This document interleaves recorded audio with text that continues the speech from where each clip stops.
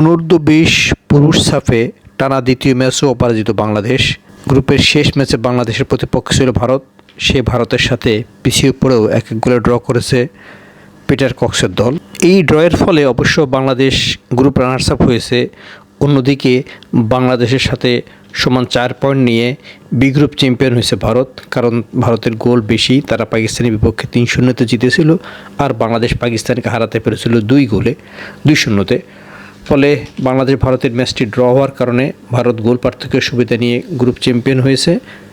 1 April সেমিফাইনালে তাই ভারত পাচ্ছে এ গ্রুপ রানার্স আপ ভুটানকে। অন্যদিকে B group runners up Bangladesh সেমিফাইনালে মুখোমুখি হবে এই গ্রুপের চ্যাম্পিয়ন দল নেপালের বিপক্ষে। বাংলাদেশ ভারতের এই ম্যাচে উত্তেজনা ছিল, প্রতিদ্বন্দ্বিতা ছিল, আক্রমণ ছিল, পাল্টা আক্রমণ ছিল, সবই ছিল।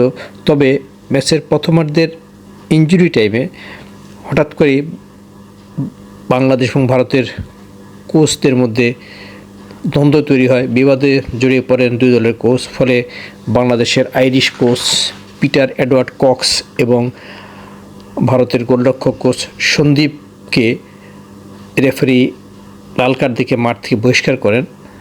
বিষয়টি খুবই দুঃখজনক। মাঠে খেলবেন খেলোয়াড়রা, আর মারামারি করবেন ডাগ আউটে থাকা কোচরা। মারামারি বলতে তারা বিবাদে জড়াবেন, ঝগড়াঝাটি করবেন, লাল কার্ড খাবেন, এটা কিন্তু দুঃখজনক। কোচের কাজ কিন্তু খেলোয়াড়দের পরিচালনা করা, মাঠে কীভাবে খেলোয়াড়রা খেলবেন সেদিকে মনোযোগ দেওয়া। অপোনেন্টের কোচের সাথে দ্বন্দ্বে জড়ানো তার কাজ নয়। একজন উয়েফা লেজেন্ডারি কোচ, যার আরেকটি বিষয় হলো তিনি কোচিং কোর্স করান, অর্থাৎ কোচদের কোচ। তিনি মাঠে এ ধরনের আচরণ করবেন তা কারোরই কামনায় ছিল না, ধারণায় ছিল না। তার এই লাল কার্ডের ফলে বাংলাদেশ কিন্তু দ্বিতীয়ার্ধে হেড কোচ ছাড়াই ডাগ আউটে থাকে। একই সাথে পিটার কক্স কিন্তু সেমিফাইনালও ডাগ আউটে থাকতে পারবে না, কারণ তিনি লাল কার্ড পেয়েছেন। তার নিষেধাজ্ঞা আরও 1 মাস হতে পারে, বাকিটা ডিসিপ্লিনারি কমিটি সিদ্ধান্ত নেবে। ম্যাচের 16 মিনিটে ভারত এগিয়ে যায় বিশাল যাদবের হেডে, যে বলটি চালে যায় তাতেই ভারত এগিয়ে যায়। এরপর প্রথমার্ধের ইনজুরি টাইমে মোহাম্মদ আব্দুল ফাহিম গোল করলে ম্যাচটি 1-1 ড্র হয়। 2টি গোল হয়েছে কর্নার থেকে। ভারতের গোলটি হয়েছে কর্নার থেকে আসা বলে হেডে, আর বাংলাদেশের গোলটি হয়েছে কর্নার থেকে আসা বলে ডান পায়ের শটে। বাংলাদেশ 2 ম্যাচে অপরাজিত থেকে গ্রুপ রানার্স আপ হয়েছে। তবে গত সাফের ফাইনালের ভারতের কাছে হারের বদলা নিতে পারেনি। সে যাই হোক, বদলার বিষয় এখন তারা শিরোপা জিতে আসতে পারলেই হলো। সেমিফাইনালে তারা পাচ্ছে শক্তিশালী নেপালকে। নেপাল এই গ্রুপের চ্যাম্পিয়ন দল, আর Bangladesh B group runners up. এখন হেড কোচবিহীন বাংলাদেশ যদি নেপালকে হারাতে পারে তাহলে তারা ফাইনালে খেলতে পারবে।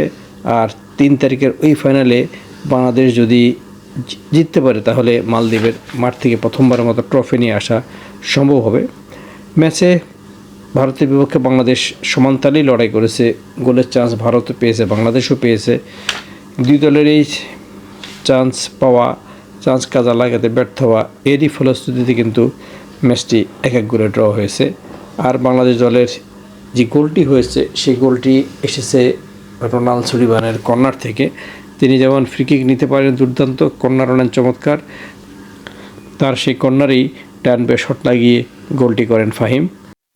ফলে 1-1 ড্র নিয়েই বি গ্রুপের খেলা শেষ হয়েছে। এখন ভারত 1 তারিখে ভুটানকে হারাতে পারলে তারা ফাইনাল উঠবে, আর বাংলাদেশকে অবশ্যই নেপালের বিপক্ষে জিততে হবে 1 তারিখে সেমিফাইনালে। তাহলে এই 3 মার্চ ভারত এবং বাংলাদেশের আরেকটি ফাইনাল দেখার সুযোগ হবে ফুটবল প্রেমীদের। আমরা চাইব বাংলাদেশ যেন বাকি 2 ম্যাচও জিততে পারে, জিতে তারা যেন মালদ্বীপ থেকে শিরোপা নিয়ে দেশে ফিরতে পারে।